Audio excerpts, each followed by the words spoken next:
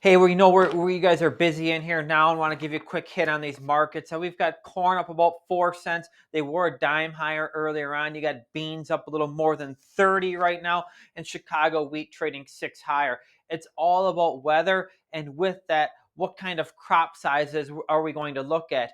Here's just a quick look at corn trend line yield and where the national yields have ended up compared to trend. You can see we were basically on both sides for a lot of years. You got the few outlier years out there. 2012 really sticks out.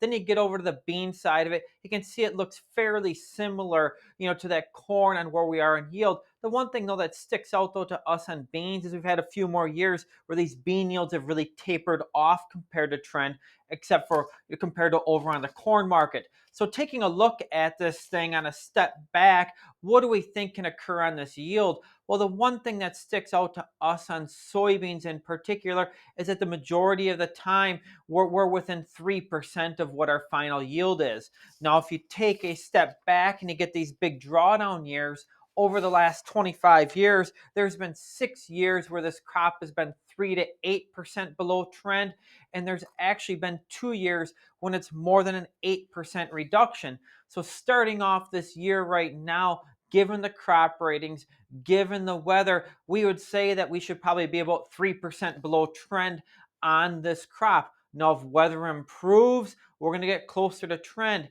If weather gets worse, we could easily drop to 5 to 8% below trend.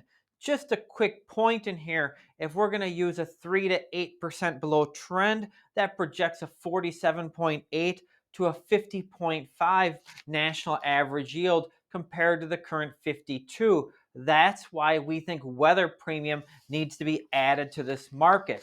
As we switch over to corn, you can see on our variation from trend is similar to beans. We spend a lot of times either 3% above or 3% below trend.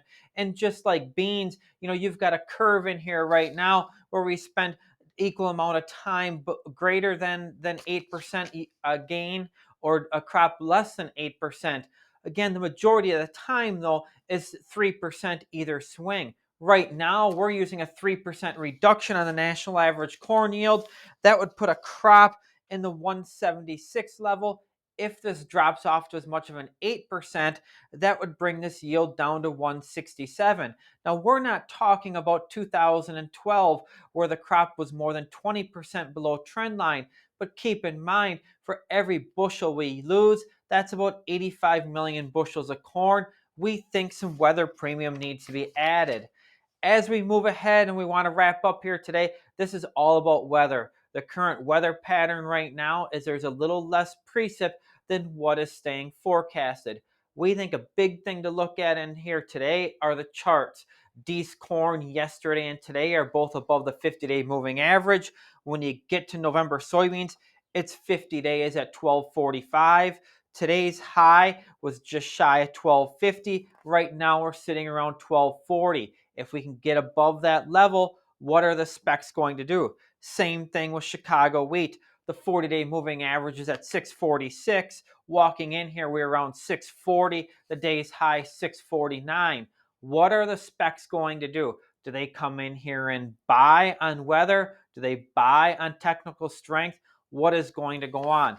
The next thing it comes down to, what are the farmers going to do? With some crop issues showing up, do they become a little tighter fisted out there right now? If that's the case, that allows a little more upside here in this market. As we look ahead, we really have 2 long weekends over the next 3 weeks. This next Monday, the markets are closed, and so we're going to have a 3-day holiday weekend. The 4th of July, though, is on a Tuesday, and so we won't have that long weekend. Heading into long weekends, we have a lot of volatility. Just like a couple weeks ago, we're still in this window right now where risk to reward favors a higher trade in our viewpoint. We'll bring you up to dates throughout the week and on our daily advisory report. Have a great day.